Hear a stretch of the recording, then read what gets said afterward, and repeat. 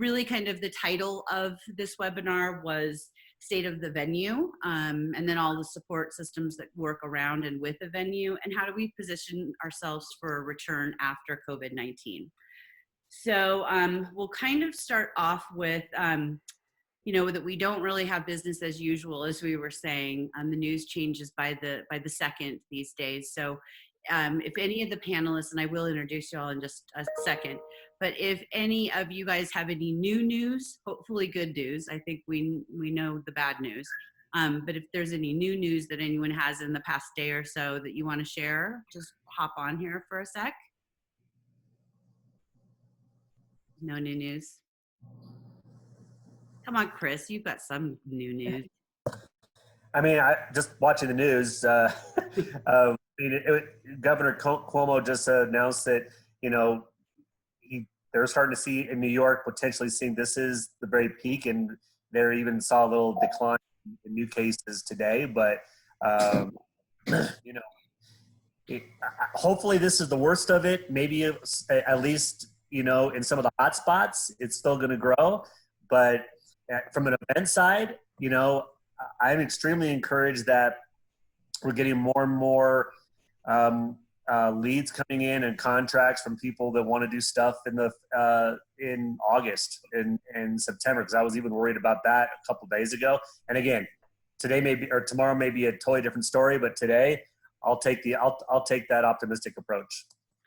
Yes, I also, on that note, heard from one of our venue members yesterday, texted me last night that she had 3 big events that rescheduled for August here in Denver. So that gives me hope. So that was my good news that I wanted to share with everybody. So, okay, in lieu of time then, I want to introduce the panelists, and I'm gonna just kind of call out your name and just let you guys say a little bit about yourself. I think that I know about you guys, and I don't want it to be a long thing, but just kind of a little blurb about why you're the expert here today. So we'll start with Brad O'Neill, Beyond Insurance Global Network. Brad. Hi, thanks so much. I'm Brad O'Neill. I'm here local in Colorado. I work with Beyond Insurance. We are a network of 150 insurance brokers, independent around the country.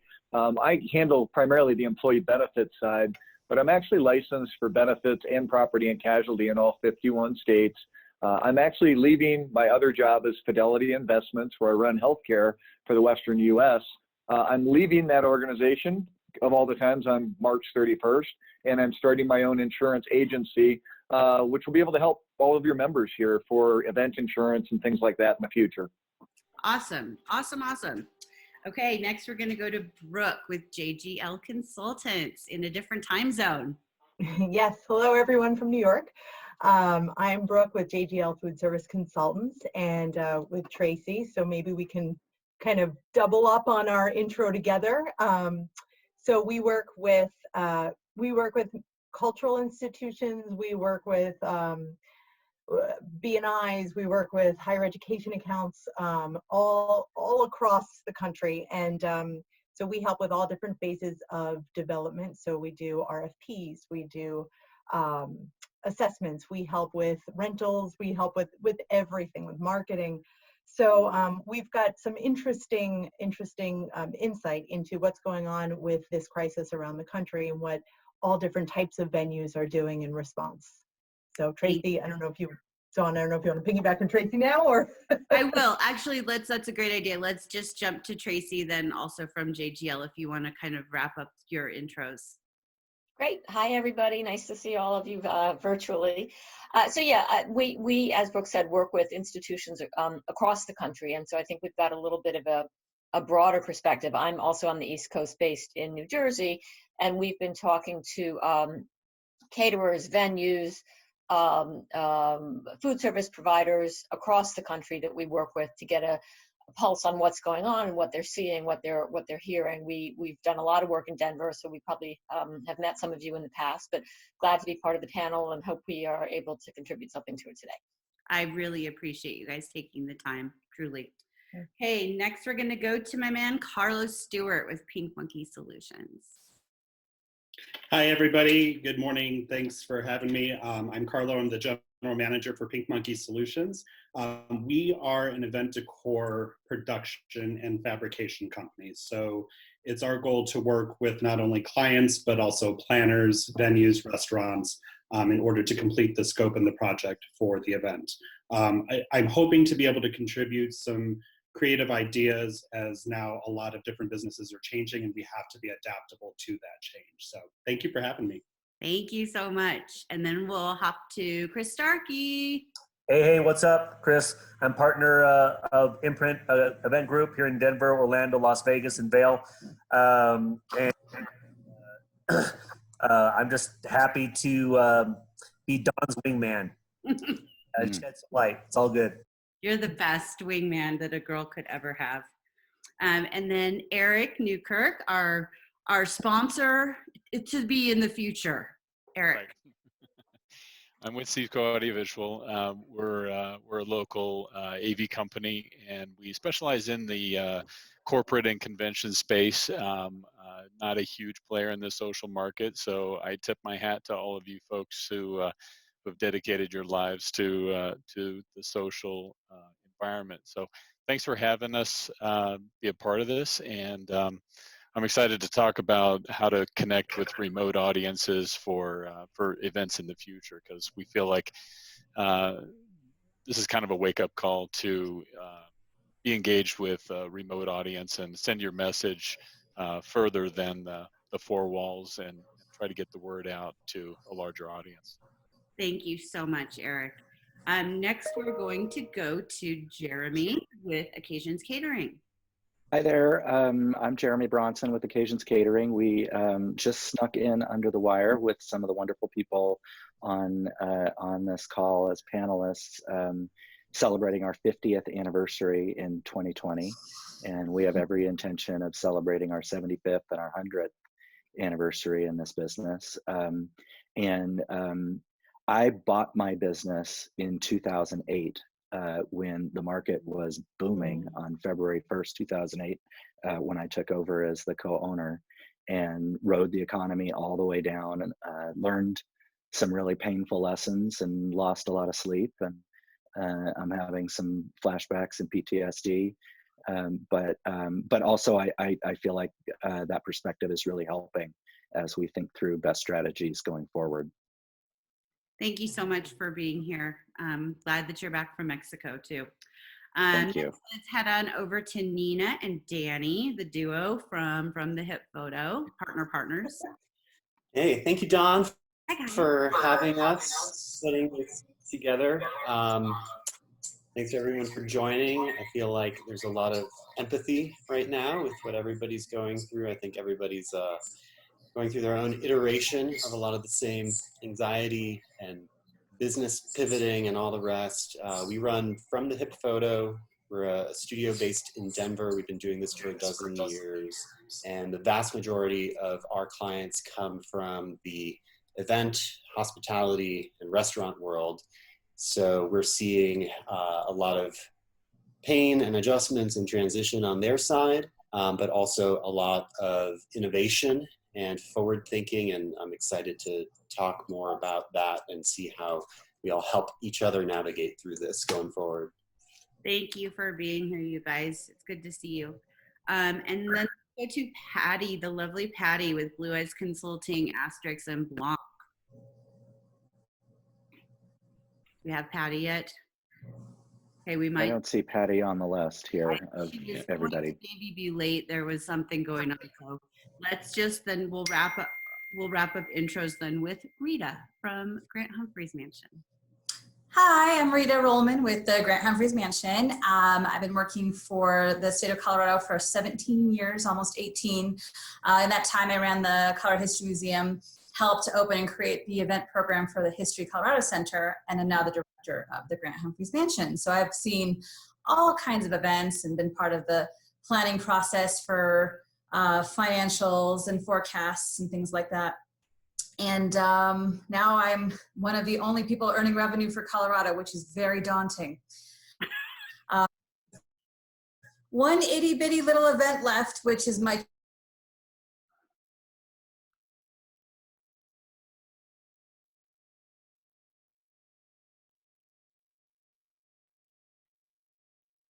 service there. So I still have an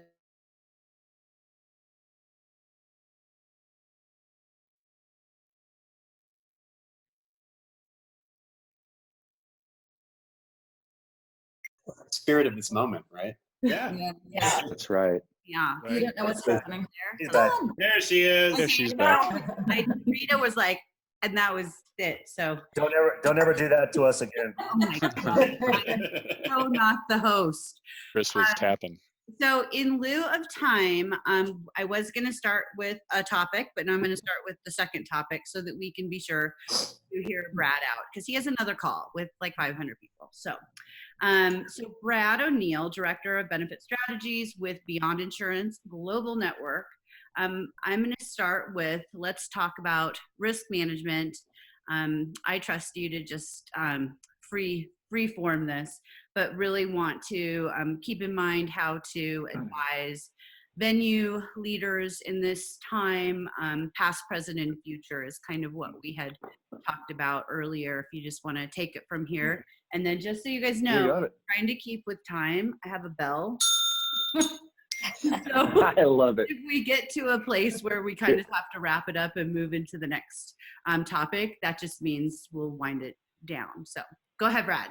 That's great. Well, thank you, Dawn, and thank you everybody for having me today. And you know, I'm getting to be a self-appointed expert on this topic because we actually had an event scheduled for today in Nashville, Tennessee, and it was with the Kimpton Hotels, and we saw this coming. And as I mentioned before, I saw this coming on January 22nd, liquidated everything. I was worried, but I was all of a sudden I'm like, oh, we can get out of this contract. Oh no, you can't.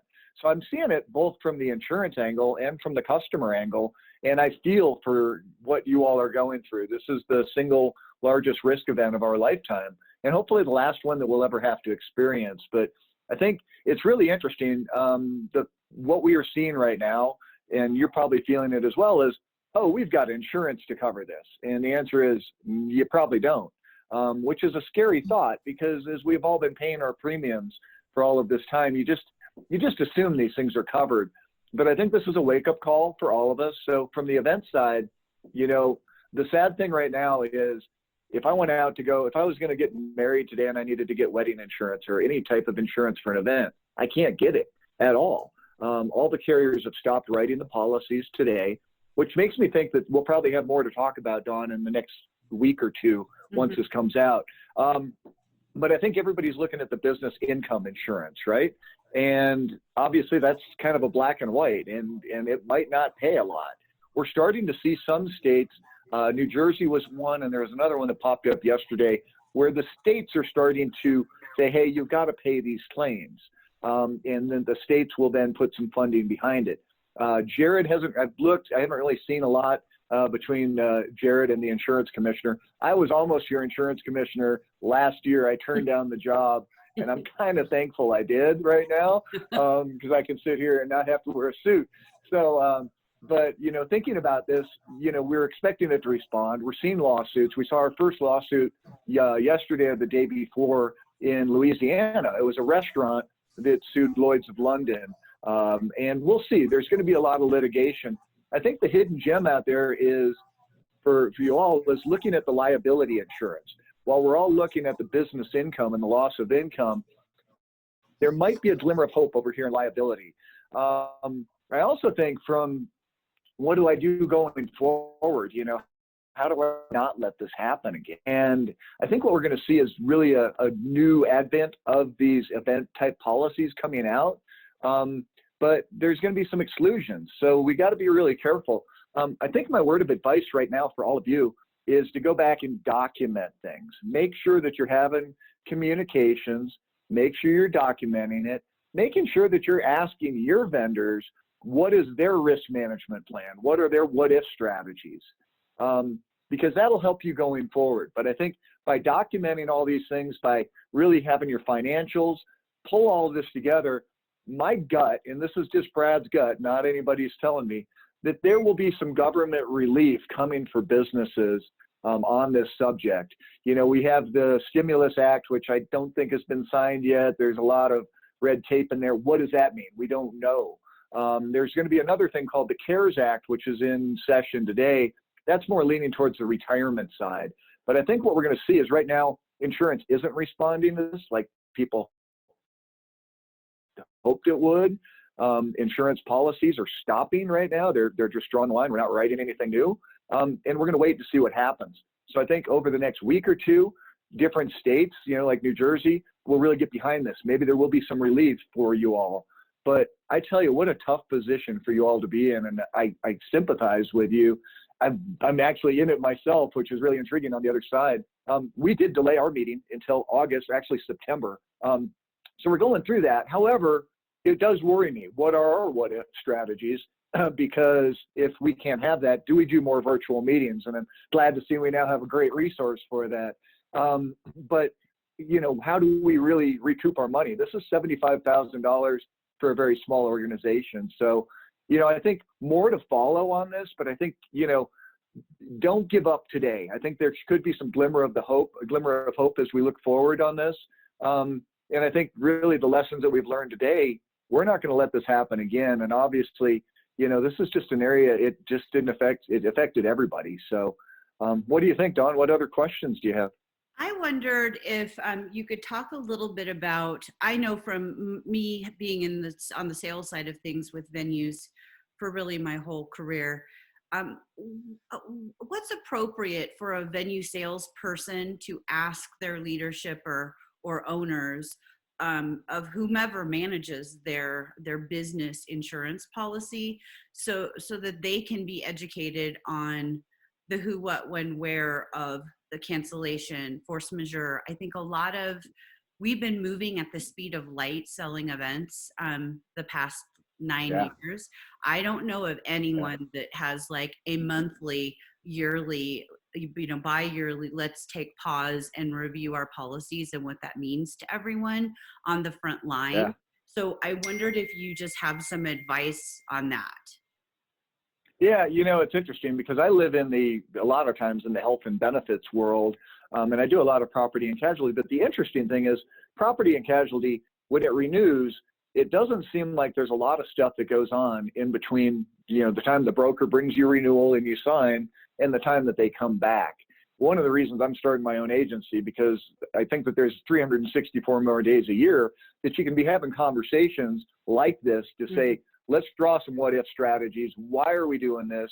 Why do you do business this way? And by the way, let me walk a day in your shoes to understand there might be some risk management things that you're not doing right today. But I think really it is time for us to take pause and go back and really think about how we do this correctly. But you're right, Dawn, we got to have more of those conversations. I mean, our business changes. You think that somebody writes a policy, they don't look at it for 2 years. Yeah. Your business changes. Maybe you're doing a new event. Maybe you have pyrotechnics, right? And that's not included. Something like that you got to be careful of. So it's really just, it's like driving, you don't take your eyes off the road. Don't take your eyes off the insurance policy. So I think the takeaway there would be for venue sales folks that are out there and listening, or private dining event salespeople, whatever the new normal is when we get back to it, I think that figure out where the onus lies and put some systems in place so that you have the tools that you need to sell confidently and comfortably, knowing the language of what applies where, because after the blow up the thing happens, it's too late. And then you're kind of trapped there. So thank you so much. Other panelists, any questions for Brad before he has to hop off? In insurance. I did want to offer one thing. Yeah. Yeah, go ahead. Brad, I was just going to say, in terms of filing claims in light of all of this, if you're speaking to your insurance representative and they say, we're sorry, your coverage doesn't cover this stoppage of business, should all of us as business owners still be filing those claims as part of the documentation that you were talking about? Really good question. And I think, the answer is maybe. I would ask my insurance broker, the guy that sold it to me, or the lady that sold it to me. And then if that's the answer, I would also go back and ask the carrier. documented both sides, because both of those could have an exposure for E&O coverage of giving you the wrong advice. But I think the answer would be questionable. I would say, why wouldn't you, just to have it denied, to have it shown, right? But honestly, I would almost wait a week and then come back next week and say, if nothing's happened, maybe I do that. But my guess is that we're going to start seeing some relief coming back to help this entity or your entities like yourself pretty quickly from an insurance side. I think there'll be some areas that the government will push the insurance industry. So I would say give it a couple of days, think about it, read. Feel free to give me a call. Dawn has my contact. And one thing I would offer to everybody is I have a lot of information I can kind of put out. You guys can figure out how you want to distribute it, but some information that might be helpful, the act, things that are covered and things that are not. So I'll leave you with that and be sure to be a resource for everybody, whatever you all need. Thank you so much, Brad. Really appreciate it. And I will send some form of a deck afterwards with all of our panelists' information, maybe some high-level overview stuff, questions that we didn't get to, and then maybe we do this again. So, well, let's hop over to Tracy and Brooke. Thank you, Brad. Good luck with your next call. Bye-bye, guys. Stay safe, all. Bye-bye. You too. So Tracy and Brooke from JGL. The topic that I picked for you guys after we spoke and yesterday, and I just want to throw this out there that this past week has just been for me. I've had some low moments, and I'm not used to not being around all you guys and lots of people. So yesterday was the first day that in talking about business that I really smiled because of these two ladies. So I mean that very sincerely. Having their perspective, working with clients that are not here in Colorado, but all over the country, and then them living on the East Coast. I feel like maybe Colorado is 2 weeks behind some other places as far as how raw things are. And they just made me feel hopeful. So I was so psyched that they both would take the time and maybe share a little bit of perspective of using this downtime that we might have right now. I don't know if that's the right thing to call it, but how do we use our time now to build for the future? So ladies, take it away. Oh, am I muted? You are unmuted. Let me do Brooke. There you go. Oh, okay, great. So before we talk a little bit about using this time, I did want to just, and I had dropped off for a minute, just want to check in and say, we've seen some positive things across the country on the event sales side. And as I said, we're talking to lots of caterers and lots of venues, and we're certainly hearing from most that corporate sales has really dried up. Corporate events are being much more cautious, but we're hearing some really good news about social events, wanting to book, wanting to rebook, new weddings that are booking and coming out of the blue. We actually had a client who just booked a wedding, totally new inquiry. The bride had never even been to the venue, and they booked it sight unseen with no staff even being on site. So we're hearing a lot of those positive things, and as a company, we're also continuing on some of our bid processes. So we're actually doing a virtual bid process in Miami for a new venue that's opening in December of 20. And we've got 4 caterers who are really interested in it. And we have a virtual meeting going on Monday. So we're definitely seeing, although obviously every area of the country is struggling, we're seeing these bright spots in the sales cycle. And so, we really think we're sort of combining that with our thinking as to how we're looking at how do you use this time right now, and how can we use some of what we're seeing across the country, particularly in the social market. How can we take some of that and use it effectively in some of our downtime? Brooke, did you have anything you wanted to add? No, I mean, I think that I think that preparing now for the future is great, because I think there's a strong desire, there will be a strong desire for people once everything is lifted and we're able to kind of go back to business. People are going to be so excited to be with each other again. And I think events are going to be, are really going to come back strong. So I think getting ready now for that next wave is the best way to proceed. Yeah, I think that's a great point. And so what I've told my employees, we're a small company. We've got, there's 5 of us all together. We're across the country. We have somebody in Los Angeles, 2 of us in New York, 1 of us in Pittsburgh, and 1 in New Jersey. And I've said to everybody, let's use this time right now to do all those things we know, we would have liked to do, but we never have time for. And I say, think about the events and catering world, and particularly working with many of our clients who are primarily venues, cultural institutions. We see so many times the sales team doesn't have a clean CRM. They don't have time to maintain it. They don't have great systems in place. They don't have a methodology to track inquiries or track leads or track their close rates. They don't have keywords on their website. They haven't updated their website in a while. Perhaps their policies haven't been updated. So I think now is a really great time to take a critical look at those things and figure out how, as salespeople, as venues, you can be more impactful once we're fully open for business. So that's what we're doing as a team. I believe that Colleen, one of our employees, is also among the participants, and we have a big database of about 3,200 names, but it has not been maintained and it has not been updated the way we would like it to be. So we actually just did our first email blast ever to our whole database. And Colleen was so excited. She had us all put wagers on how many bounce backs we would get, and she's very excited to tackle it and have this time to go in and really clean it up so that we're ready. So that's our approach, and I think that again, from working with so many venues across the country, we certainly see a lot of clients where we know they're weak in that area. And so I would just say, take it as an opportunity, use it to become even more productive. And that's what we're doing as a team.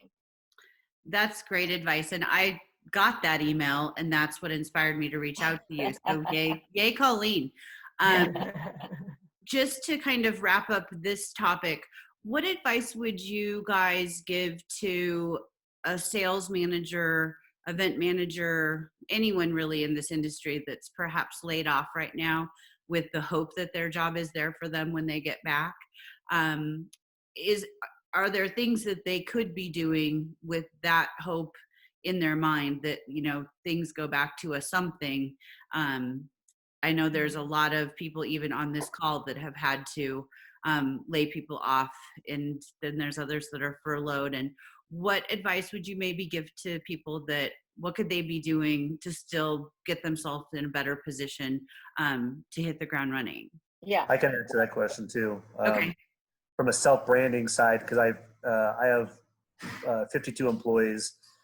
We had to lay off a couple and putting some others at 4 days. The biggest thing right now is continuing to be relevant. Hang on as much as you can, be it, finding a job at a grocery store, Costco, delivering goods, whatever it is, that there are job opportunities out there, obviously not in our industry, but also in the same breath, I'm a big advocate of continuing to self-brand yourself so people know that you're still there. One of the greatest opportunities potentially, and I even hate to say this a little bit, when this is all done, that there's going to be some amazing talent out there potentially to help grow your business.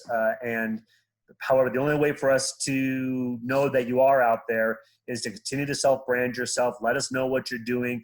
Let us know how active you are. If you're giving to the community, even if you're working, driving for Amazon or whatever it is, create your brand. It's really important. That's great advice. That's great advice. I'd like to jump in also, because I think that we have heard, again, talking to caterers and food service management companies across the country, some of them are keeping their salespeople on because they realize that inquiries are still coming in and business is still coming in. I do know of some who have unfortunately been forced to also lay their salespeople off, which clearly I'm sorry to hear, and I understand, nobody wants to be in that position, but I do think it's an opportunity, for salespeople who have been laid off. If you do still have those leads coming in and you do still have that access, particularly if you're commissioned, think about going back to your employer and potentially negotiating a different commission structure for the time being. If you're not, if you have the downtime and you have access to all of the tools you need, if you've been on a this like to continue doing this and fulfilling this, but I'd like to also know that you know, I'm technically laid off, that my commission rate is going to jump from X to Y. To create an income stream, again, albeit at a later date, but when those events end. And so I'd advocate both for that, as well as, again, that, you know, just that sort of self-reflection piece, you know, how can you be even better at what you do when you come back, so that you have a great story to tell when you're either re-engaging with your former employer or looking for a new opportunity. Awesome. I think I don't think Patty has been able to hop on yet. Eric, I know she was trying. Right. Yeah, No? we're trying to get her log. Okay. We're trying to get her log back in, but I'm going to hold off then on Patty's topic, and I can also cover that if we need to. But let's go to Jeremy with Occasions Catering with 1S. It's forever ingrained in my brain now. Finally, after how many, 20 years. But to have you talk, and I know that you specifically said you're really passionate about this particular topic. I volunteered for this one. You did volunteer, and I'm also super passionate about it because I've sold and lived through. Hi, Patty. I've heard the whole thing. Sorry Okay. about that. I was logged into my last Zoom meeting. Thank you, Eric. I need you at home. I need you by my side. I need some business calls. He's the best. We're gonna. I've heard everything. Thank you, guys. Cool. Do you want to just go back to Patty and cover that one? No, let's and then keep come back to going, me? and Patty can kind of get situated, and then Patty will go to you next.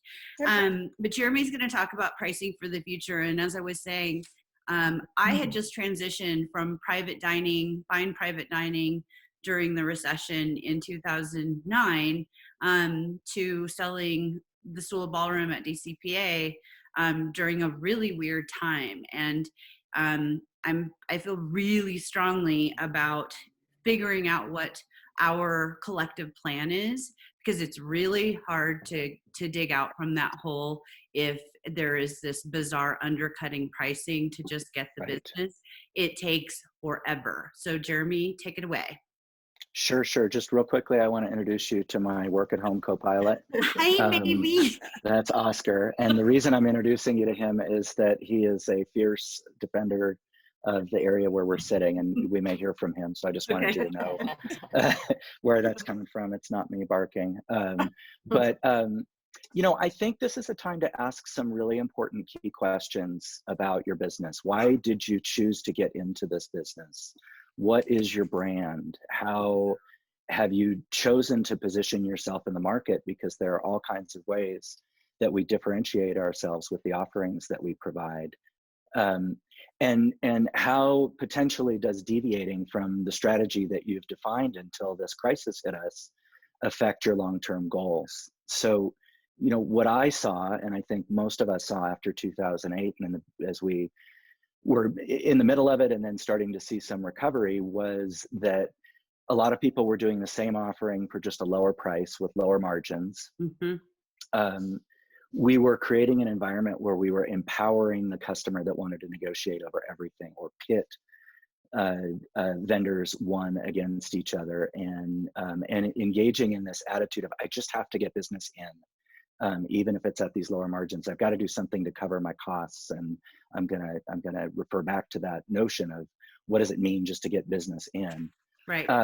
But I think to your point, Dawn, and what I saw is that companies that led this way got stuck in a trap where they redefined who they were as a venue, as a caterer, as whatever service provider they were. They redefined themselves in the market as a low-cost provider.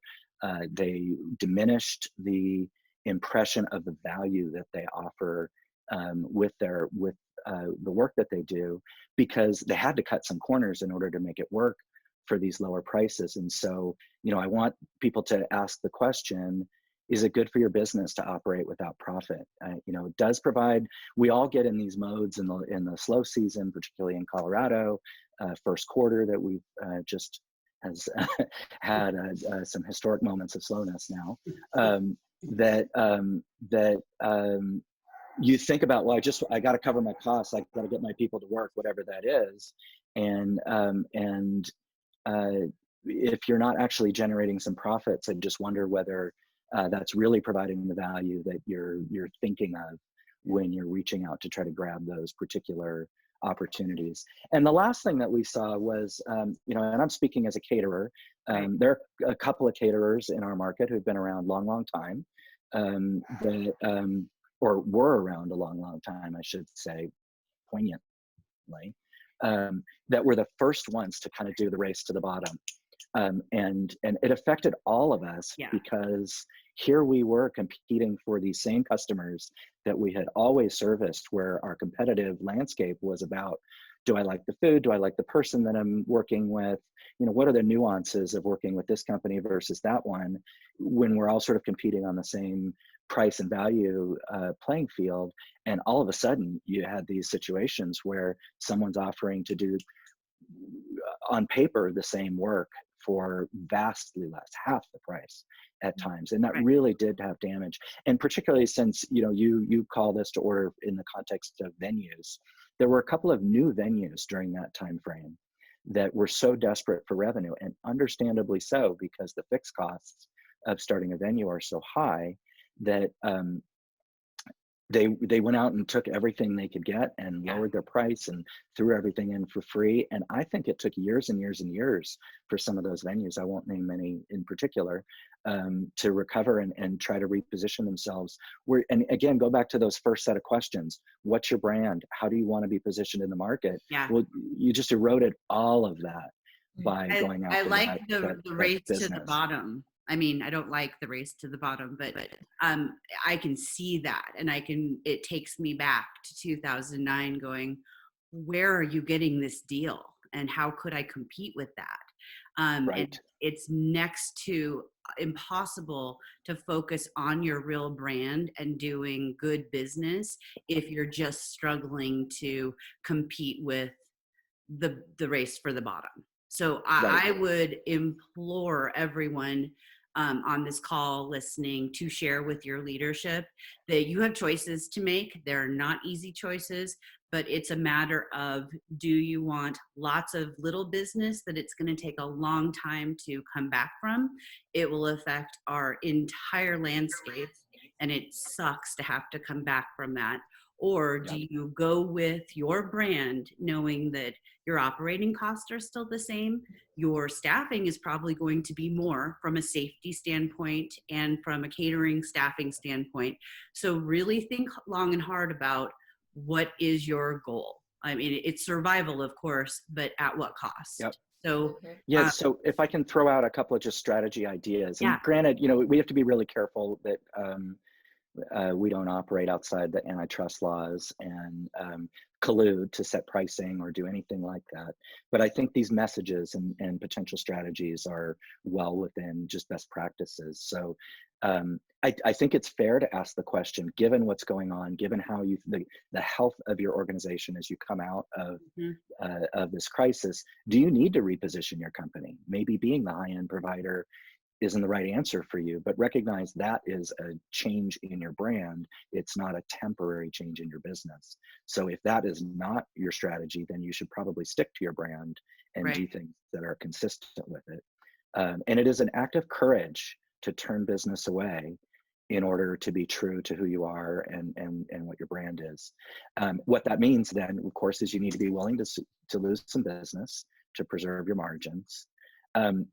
You're going to have to discount, and we all do it. And so what I would encourage is to be really strategic. Is it your best corporate customers that need some help just getting over this hump, and then they're going to come back and be big budget events down the road? Is it your nonprofits that you just want to be true to the community and your support of those target charities that are important to you and your business values? So I think being really strategic about when and how to create impact with the cuts that you make. Something that I adopted at occasions a long time ago, and I stick very strongly to, is I don't ever lower my price. I show what it costs to do this at the retail value, and then I include an incentive, a discount, a contribution, or something like that. But if that menu costs $42, you're going to see it on your bill at $42. Right. If I'm willing to sell it to you for $35, I'm going to show you a $9 discount. And I really encourage people to do that so that we don't erode the overall market's impression of what it costs to buy the services that we provide. And then the last piece from a strategy standpoint is to know what your low cost, high value items are. Because there are some things that all of us can do that we usually charge for. They're super high margin for us, but that also means they're really low cost. So if it means you need to throw them in as a booking incentive, those are the kind of add-ons. For us, it's a late night snack. Those tend to be cheap foods that we can throw in. But whether you're a venue, whatever it is in terms of your business type, there's something like that you have, an extra hour, an extra couple hours, whatever that is. In one of our and then other a couple topics, in one of our other topics, I do want to keep that very idea in mind, that we have to be the expert. And I've always thought that we all have our toolboxes, whatever those tricks are. And I think we're likely going to have to shift what are we the expert of? For example, disposables during a cocktail reception. Oh, the horror, but no, could it save you $2,000? Okay. So what are those things that you just mentioned? Yep. I think we all need to reimagine as a team and involve all the players, from an operations, from a culinary, to think about all the things, all the angles to come up with your new toolbox. So thanks. One of the strategies I employed when I was thinking about my team, particularly my sales team, and whether and to what extent we might need to make changes during this time, was who's savvy enough to really predict what their competitors are going to be doing to try to land business against us and be creative in ways that don't erode our profitability. So last couple of provisos thing, minimum wage is going up. Catering staffing requirements might be going up based on some of the things that we're going to talk about later in the program.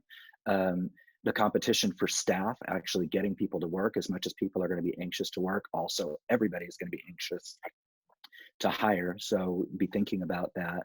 I don't know what's going to happen to food costs, and I don't know what the competitive landscape is going to look like, right? Because not everybody's going to make it through this. And so paying attention to who's out there and both what opportunities and what challenges those create is really important as you're thinking about these strategies. Really good information. Thank you so much. So Miss Patty with Blue Eyes Consulting and Blanc and Asterisk, welcome back from your trip. Thanks, I did not spray tan, everyone. I was on the island. Why don't you talk to us about contracts? That's going to be, we had I'd sent bullets before, but I think as it relates to insurance, we've talked about the use of our time right now, use this downtime to tighten things up. So I think that certainly applies to contracts. You've been doing this a long time. So just give us your feels on that. Absolutely. So I'm going to take you back just a little bit to the days when I opened Invesco Field and we had 100 events in the first 90 days. And we thought that was way too much and exhausted. So now we're on the polar opposite side of that. But I have to know that we will go back to those days. But where we started then was we opened the stadium the night 9/10, not 9/11, 9/10. The next morning, 9/11 happened. And we wrote terrorism in our contracts. And then here comes SARS, and we wrote foodborne illnesses or whatever it was in our contracts. And so when I started thinking of this and looking at this, everyone, I started thinking we're so reactive to this. And I personally, I don't sit in my client's seat and read my own contracts. I write them. I make sure they're very highly protected for my owners of our venues that we have started and run effectively for 12 years. But I literally have not sat in the client's seat. And I think that's one thing that we need to do is do that. But I also want to remind everybody, and I'll get to this in a second, but force majeure works on our benefit too. Force majeure comes from the French derivative of being forced to do something. And we are protecting our staff as much as the client may want us to go ahead and with this event and may want us to go ahead and do things, but it's protecting us as much as it's protecting those clients. So keep that in mind as we all feel like, oh, we're giving up business because force majeure includes this, this, and this. It's protecting us as well. And Amy brought that to my attention this week, and I want to give her credit for it because it's very, very true. One of the things that I have talked in many of the conversations we've had this week is an LOI, and making sure that for the destination management companies and the people who are doing proposal after proposal, and we know we're going to get that piece of business, get an LOI in writing for a couple of reasons. One, with the intent that you are going to move forward and produce that event on X date. But number two, to cover yourself and cover your costs for those independent contractors that are working for you, putting those proposals together, assessing costs and everything. So at minimum, if something like this happens and clients bail, they at least have something immeasurable that we can say, hey, we put 17 hours on this and you're liable for that based on that LOI. And maybe that's in the form of a credit in the future. Maybe that's in the form of a payment. I don't know. That's between you and the client. But I think that LOI, that has really risen to the top this week. Verbiage. I thought this is important. And this is going to be a little bit repetitive for a few of us on the panel, but hopefully not for everybody listening, is do not call deposits deposits. And if I'm repeating myself to 100% of the group, I apologize, but do not call deposits deposits, because deposits in a legal sense can be determined as refundable. If you call them advance payments, they can be applied to a multitude of ways within your own business that you define versus an attorney on the client side defining what a deposit is and asking for it to fully be refunded. So I think that is the one thing, one of the takeaways I've had this week is looking at that and making that change. The other thing, and this is a mistake that I did this week, is we've had one cancellation. We've had a lot of people move into later 2020 and a few into 2021, but let's just change the date on the contract. No, you got to start over with a brand new contract, legal terms. We're increasing our pricing at one of our venues for 2021. We're going to honor, of course, the prices this year, what they're contracting, but it's got to be a new contract. And in that contract, let's revisit force majeure. Let's go ahead and spell out some of this and identify that to the client that protects them and protects us. I think when it comes down to it, it's what's right ethically. I've talked to somebody, we signed 3 contracts this week for new business, but they all asked about this. And I said, when it comes to it, that piece of paper, what's ethically right to do? And it's what I've said for the last 16 years sitting in this position is, we will help you find another venue. We're very in a good way an incestuous organization of hospitality partners that if we need to move you, we will. And I think that's really the key. When people are wanting to rebook, extend that, but extend it by a certain date and then put a cap on that date. If they don't use it by that date, you are retaining those funds. I think that is another thing that is really, really important when it comes to something contractual. For those that work with retainers, it goes back to what Jeremy said. Do not give discounts. Do not undercut your services. Run a promotion, all of that. But these retainers, they're in there for a reason. And people do retainers. I've done them all my life because if you really added up the hours that it took for people to do the things that they're being asked to do, these clients would be billed 3 times the money. So retainers are there for a reason. And if you have the software and calculate the hours, you have that backup. But be firm on those retainers and the scope of services of what you are doing. And I think this is a time to educate those clients on what it takes to go and look for Starkey, the top 5 musicians for one of your top clients opening nights. So it takes a lot more than just a couple of hours. I want to just reiterate this, and I think I just said this, but 87% I have found are postponing to the current year, 8% are postponing to 2021, and then the balance is canceling. I talked to planners in LA and Chicago last night, and they literally are not nervous. They're not scared. They've got things coming up from August on, and they're not making any decisions right now. Their companies are cutting back and laying people off, but they're not changing anything in the events industry, which I thought was interesting. And for those clients that there's one of our venues has not sent out a letter to say, hey, by the way, this is what's happening. And I like that because we're doing one-on-one consultation basically on what their needs are and that service versus just, here's what it is, here's a blanket statement that may not even affect them. And we may be putting false nervousness, for lack of a better word, into it. I think we all have to be united. I agree 100% with what Jeremy has said. We cannot repeat the 2008 recession. I walked away from the Broncos 1 month prior to the 2008 recession starting. So I was in the same boat with a lot of people. We started our business during a recession. And you know what? This is not a recession. This is a virus, and this is going to pass. And this is not maybe 4-6 months on the high side, but it's not going to be 10 years to recover. So we have to keep that perspective in mind also. And then really, we have to keep our health in mind. I mean, I just had to throw that one in there. Amen, girl. Yeah, seriously. I mean, our families and all of that. In lieu of time, and I knew that you guys would have such good information to share, probably not going to get to Q&A attendees. So know that if you have questions, put them in the chat, the Q&A box, right, Eric? And then we can manage those after the fact. So I think right now I want to jump to Chris Starkey and talk about businesses to watch for the future and really report on your different locations across the country.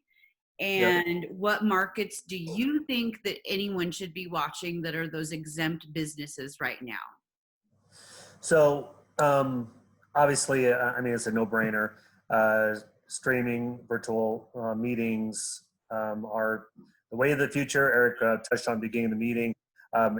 Even there was some talk, I don't know if Jennifer's on from Mission, but venues are starting to open up their spaces for streaming opportunities with screens where people can hold meetings in smaller groups.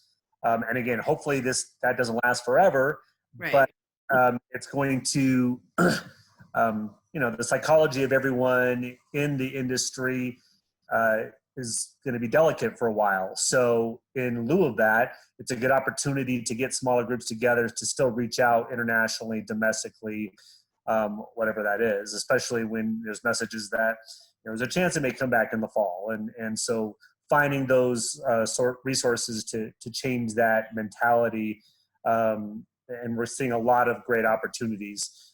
In the other cities where we have offices, there's a lot of talk right now in Vegas that Vegas is going to come back super strong and probably be one of the first markets that come back quickly. We're in-house at the Wynn properties as well as Caesars, and the amount of activity that those properties are seeing right now is massive.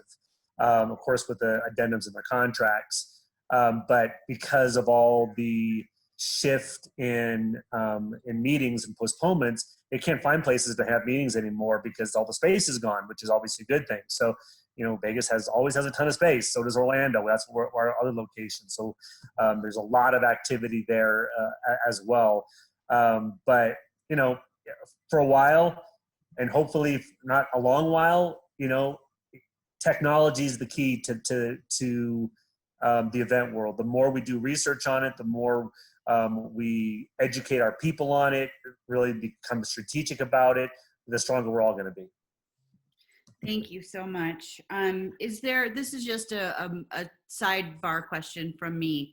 And Jennifer Robinson did say, yes, please, AEG it will be interested in hosting small groups for virtual meetings in all their venues when we can do that again. But Chris, what are some things that you're doing, and maybe if you can keep it to a minute, to keep your teams happy and motivated and positive during this time? Because I'm seeing them on the social, and I admire the spirit. So I'm wondering, what are you doing to them? Well, we are doing several things. We're right now putting together a toilet paper ball drive-through at a couple destinations. And again, we're not having all of our team there. People will drive up with their cars with gloves and sanitizer masks. We drop off packages to caregivers. We're doing a lot of charity give back stuff right now. We're virtually, to keep our people happy, we're doing Yappy Hours, where All of our people bring their dogs, and through Zoom meetings, we're having yappy hours and talking about our dogs. We're doing viral videos every now and then just to get people happy. Oh my God. We're actually going to be putting together a company-wide choir, and not all of us are singers. So very similar to what the Colorado Symphony did. We're going to do a Zoom choir, and again, let people know that we are strong, happy, and proud to still be together as a team. Well, thank you for your positivity. It helps me on a personal level and as my wingman, and I just appreciate your approach to everything. So stay well, and keep doing this. So the thing about it is negativity creates sickness. Yeah, and there's a lot of people that know this. The more negative you are, that sickness manifests inside. So just no matter what's happening, be optimistic, because I promise it will come back. And stress causes sickness. Yes. Yes, it does. Yes, it does. Yep. Yeah. Okay, you guys, so we have 15 minutes, so I'm sorry for these last ones. If we end up skipping one, it'll be Visit Denver, because I think we can still roll that to the future. And Vicki Kelly was kind enough to send me kind of a statement and some quotes. So let's hop over to Jeremy with Occasions and Rita with Grant Humphries, and let's talk about vendor partnerships. And I think that everybody on this panel would have something to contribute here, but I'm going to set a timer for 5 minutes. So it's 11:30. Rita, take it away. Talk to us about being a good vendor venue partner. I think the big thing that I've seen nationwide in our industry is that collaborative spirit and the absolute every opportunity you possibly can to be out there in front of future clients. So one of the best things I think partnerships can do is to highlight each other all over social media, maybe stories of your collaborative efforts, photos of recent work you've done together, hashtag each other, make sure your Instagram, your Facebook posts are just supporting each other. I think that's one of the most visible things that we can do at this point, is because we can't actually do the events, remind people of how great we all are, how much we love our partners, what we do together. And because we all have our networks, we can kind of share our histories and our successes with all of our networks. So it's it increases my audience, tenfold when I'm, tagged on a Facebook post from one of my amazing photographers. And the same with my caterers. My caterers are my most valuable partners, because I can't do an event at my venue without them. I literally won't allow an event to happen without them. So, one of the things I'd love to think about is just, how we can support each other virtually. And then when we get back to business, do we want to do things like, create a theme menu for each of our venues? So, if a venue has multiple partners, highlight those partners, and here's a menu that worked really great at this venue. I hesitate to do any sort of packaging or group discounting. I'm more trying to think of ways we can add value to our clients. So how can we think about adding that value? Our cater of the month is Occasions, and here's some photos of what they've done. And this month only, Occasions Catering, we're going to partner with them, and we're going to offer an extra hour of time for your event, or a late night snack, or a history themed food, or something like that is kind of what I'm thinking. I love that. And I think that goes to, I like the theme that has kind of bubbled out of all this, making your brand, being awesome, and creating your new toolbox, whatever that is with your people. So Jeremy, got about 2.5 minutes, my friend. No problem. So first, just playing off what Chris was saying about kind of the new norm and Zoom meetings and things like that. We still want people to go to parties. And even when it's allowed, we are still going to have to work together to increase our customers and their guests' confidence in hosting and attending events. And so the way we message on that is going to be really useful. And I think if you look at the way all different venues in particular are responding to this crisis and what their policies are, there is a lot of variation. There's a lot of variation among caterers and others too. But when it comes to safety at events related to things like illness, I think there's great value to standardization. And so the more we can continue these conversations, come up with policies that dovetail perfectly between the service vendors who are in the room and the venue itself, as well as across those relationships from venue to venue, that will be really valuable. So clients are hearing the same thing everywhere they go. As we're coming back and feeling, you know, the early days of progress, being as partner friendly as we can, recognizing that if the caterer, for instance, is going to be the only one who has the people power to be able to clean or sanitize the venue, recognize that that's part of your communications with your client, that the engagement with the caterer may be a little bit more expensive in order to accommodate that.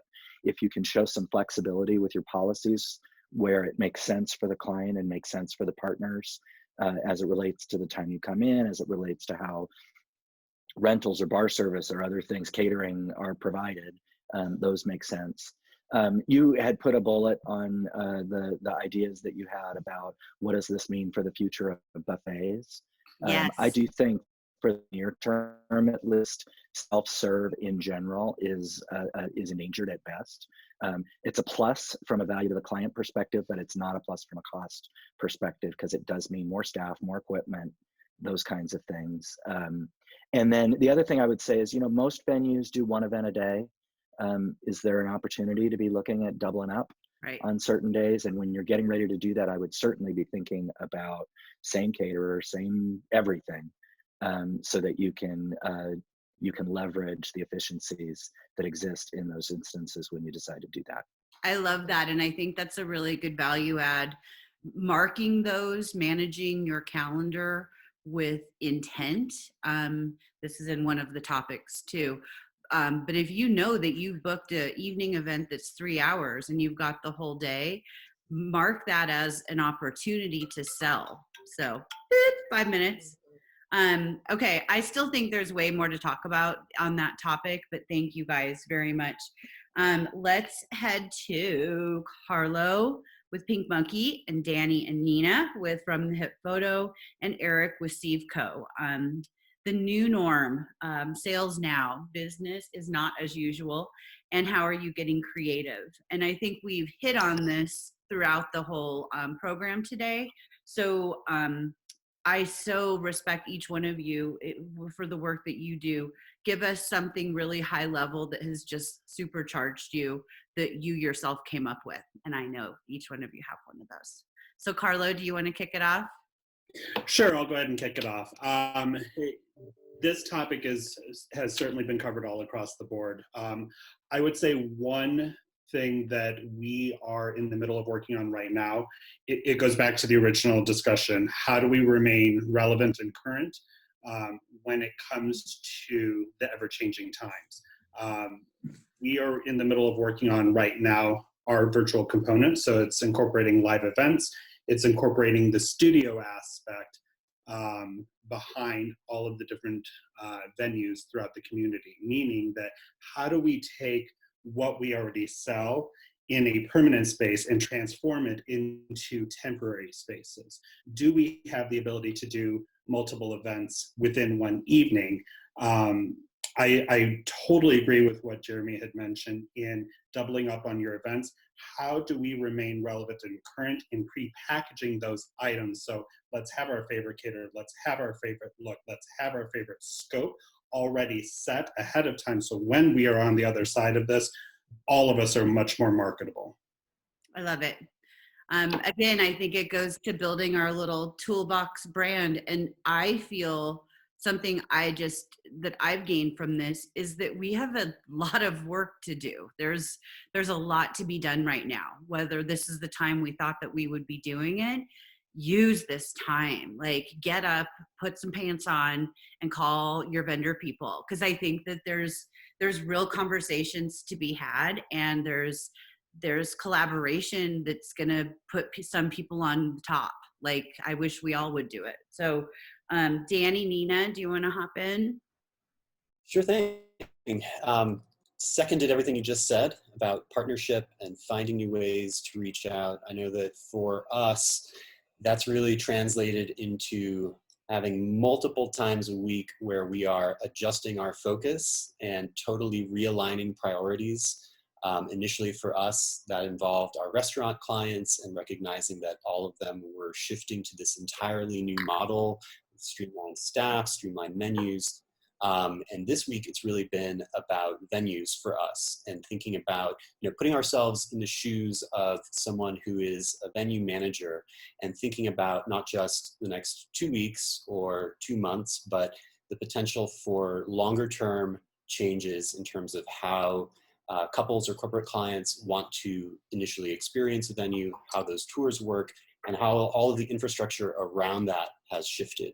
And so on a practical level for us, it meant taking a look at all of the services that we provide across the board, things like social media management, things like virtual tours, which traditionally have been the realm of our real estate industry clients or our architecture clients, and trying to think about how to really intentionally pull those different elements together in a way that helps venues today.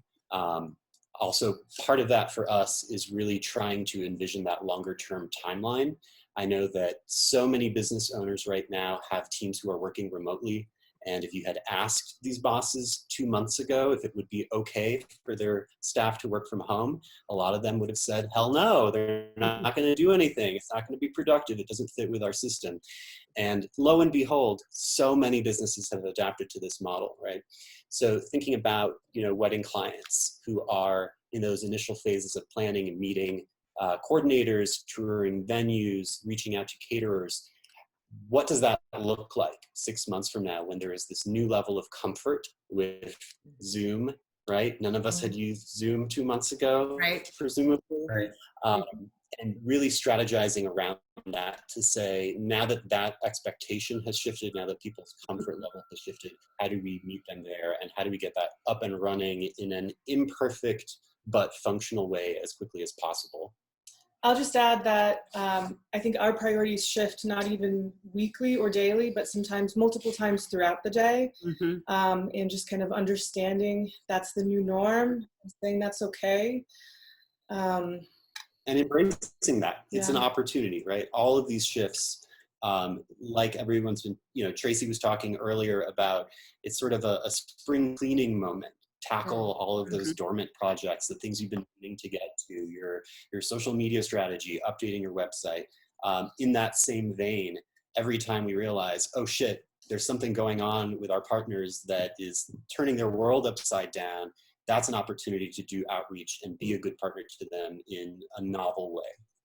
I liked your idea of the virtual tour piece of venues are empty right now, when it's appropriate for you guys to go and do a walk, like I call it a walkabout, and you're able to hop on a call with a client with just like, as if you were not a 360, not some fully produced thing, but as if you were doing a tour and you're telling a story while you're walking and someone is looking at it with you.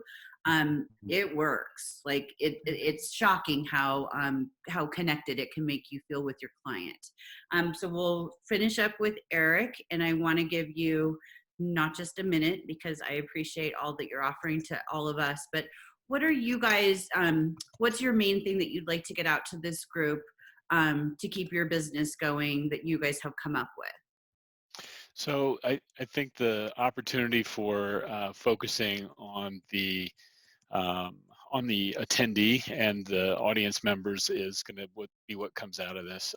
Going to meet them where they're at is a big deal. But I think even looking at some things that are universal for how people are going to be spaced or flow throughout an event in the future is going to have to be reconsidered. When you think about theater style seating, it's going to look completely different. You don't want to have an empty audience or a sparse looking audience, because Chris and his team can't be at their best when they're not getting the feedback from a highly engaged audience. So how do you maintain that energy level when you have a remote audience? Those are going to be the differentiating factors that I think we're going to need to be coaching our clients to be looking at, is how to maintain that connectedness between the audience and the presenter, or the focus of your event. So those are the things we're focusing on. And I just wanted to say that I think that thinking beyond Zoom when it comes to virtual meetings is going to be important, because when you think about how conferences and other very large-scale meetings are taking place, there's a lot to the one-on-ones in the hallways and stuff. So Zoom's great for something like a general session, a one-to-many situation like we've got going right now, but you can use this tool also for breakouts and small workshop kinds of stuff. So keep those things in mind when we're talking to our clients who are thinking about, sort of going a different way with their events. They could probably still proceed given maybe some additional revenue that comes from people that are probably not going to be comfortable coming to a live event for the short term until people feel more at ease with getting into large groups. We're going to have to meet them where they're at. I think that's a good segue to kind of wrap up here. We're at time. And I wanted to ask all of the attendees as well as the panelists, of course, thank you all for being here. I'm going to take a nap after this because it's been this rolling project for 2 weeks, and it means the world to me to have you guys want to be a part of this and put our brains together. So I'd like to hear from people. Email me.